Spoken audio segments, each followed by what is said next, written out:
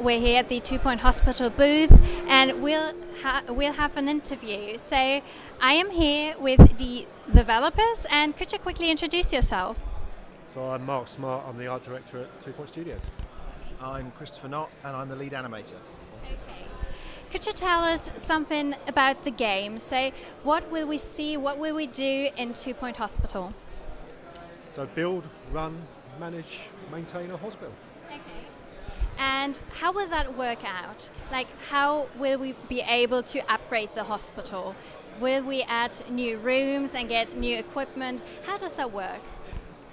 So yeah, as you progress through the game, you'll go from your very standard sort of reception, general practitioner doctor, pharmacy. You'll always have to add those things in, and then you start to get more complex. You start to get more diseases and more interesting cures on the way. Okay, so you talked about disease and all of that. I guess if you're running a hospital, it could also go horribly wrong. So what could happen? Well, Chris, what could happen? What does happen? If you're not paying attention, it depends on what kind of viruses you've got in at the time. I've had it before when playing the game that I kind of stopped looking at one plot and was too busy doing something else. Went back, and the janitor couldn't keep up with the amount of people vomiting, and there was a vomit wave plague that was going through the hospital, and there was vomit everywhere, absolutely everywhere. People were falling over on it, running over to bins, being sick in bins, being sick in toilets. So you can, unless you keep an eye on your hospital, you can lose control pretty quickly if you're not careful. And because all our illnesses are pretty much humorous, a little bit surreal, a bit bizarre. You'll be invited to sort of cure or attend to different epidemics. So, for instance, there's one called pandemic, which is basically lots of people coming with pans stuck on their heads. And you have to be able to afford a machine that will remove those hands from their heads. And the machine operates in sort of quite a brutal fashion by clamping their legs and pulling off the pan with a giant magnet, basically. Okay. So nothing's too serious. It's more a little bit strange and a bit humorous. Okay, you said this game isn't really serious, but it's supposed to make a lot of fun. So, could you tell me about a very funny disease that you implemented into the game? Could you maybe tell me more about this?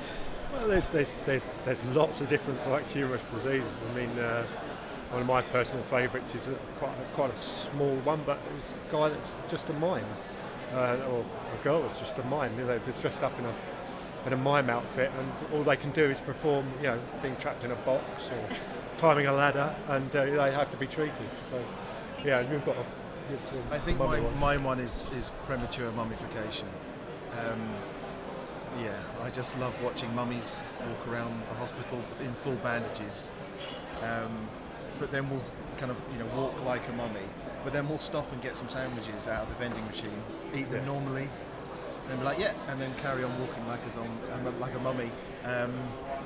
I like the more visual ones, just because they, from a gameplay perspective, they telegraph to the player really nicely what's going on. That was one of the ideas, that when you're playing the game, you should just be able to look around and spot the different illnesses quite quickly.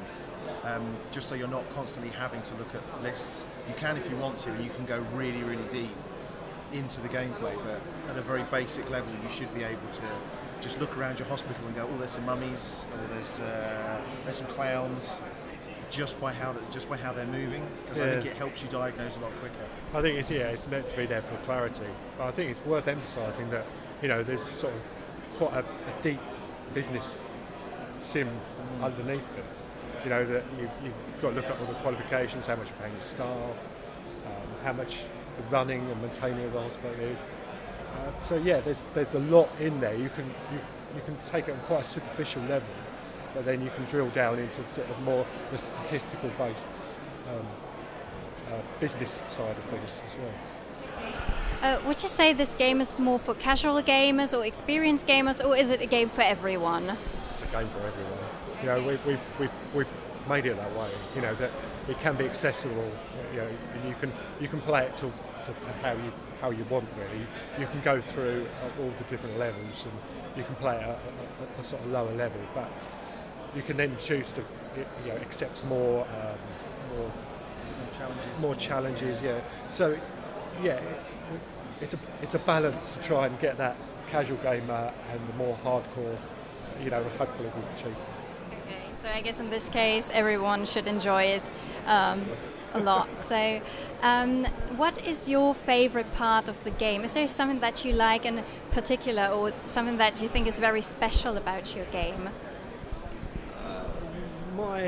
My favourite thing of the game probably is all the cure machines, because in working them out, you know, we'd like to think that they would work, that they would actually operate, but you wouldn't necessarily, you know, like I mentioned the pandemic one, you wouldn't necessarily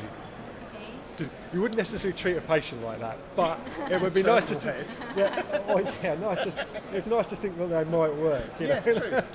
They're all designed in that way, and they're kind of my favourite things. Is getting the visual illness and seeing the crazy way that you would cure it. Okay, well, I would like to see mummies in the hospital in real life. I think that would be hilarious. Bandages. Yeah, lots of bandages, that'd be alright. Even the cure machine on the mummy illness is really, really nice to watch.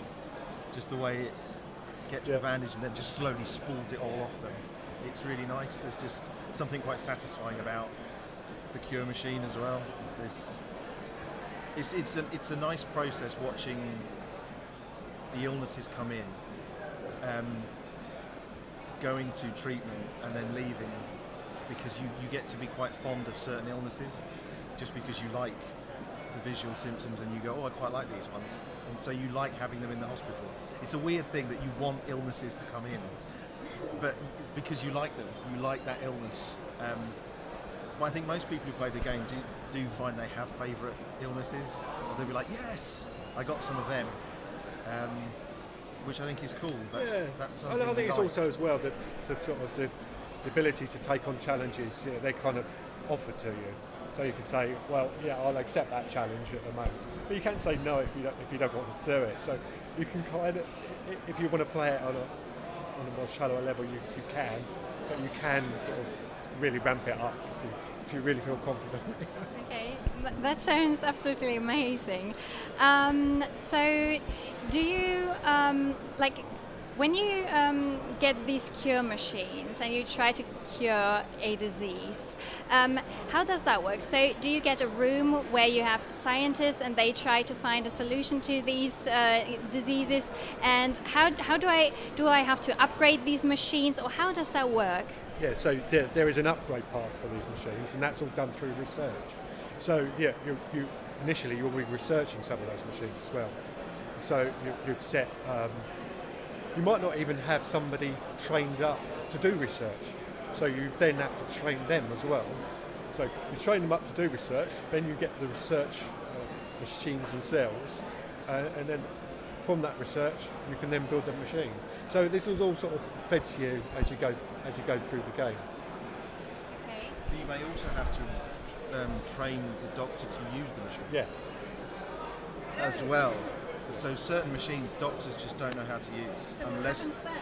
You have to train them. You have to train the doctor. They have to be a specialist in using that machine, otherwise they can't use the machine. Otherwise you might have the machine, but you might have to send them home. You might have to send the patient home. You can't treat them. Oh no, that sounds terrible. You can get them to wait though. Yeah, definitely. Yeah. Just hanging about till the cure comes along.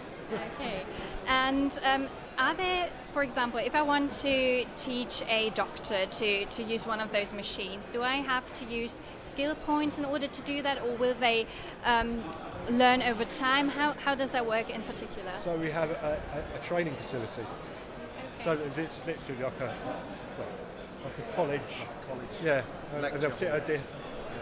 a desk, and there will be have a lecture theatre, and they get trained up in those things. So again, it's all incremental.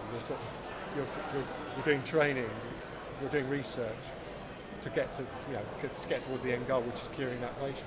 Okay, so I guess more as time goes by and you play the game, more people are coming into the hospital who are trying to find a cure for their disease, and as more people are coming, you can also train more doctors and just people at the hospital, and that is how you improve that hospital. So is that how it works? That's how it works, yeah. And you can also train people in like bedside manner, how polite and how nice they are to the patients. So you've got those aspects as well. It's not just about qualifications, because you could have the best qualified nurse that works in the ward, but they might have a terrible bedside manner, and nobody does very well in there. So we've layered on all these sort of aspects to staff members. Okay, that sounds really interesting. Could you say on what platforms this game releases and when? It's on PC, Mac, Linux, and it's out on August 30th. Okay, do you plan on a console release? Obviously, it's been discussed, but we can't say it now. Okay, no problem at all. Thank you so much for your time. We really enjoyed talking to you, and I hope you guys enjoyed this too. Check this game out. It will be all linked down below. And thank you so much for watching, and we will see each other next time.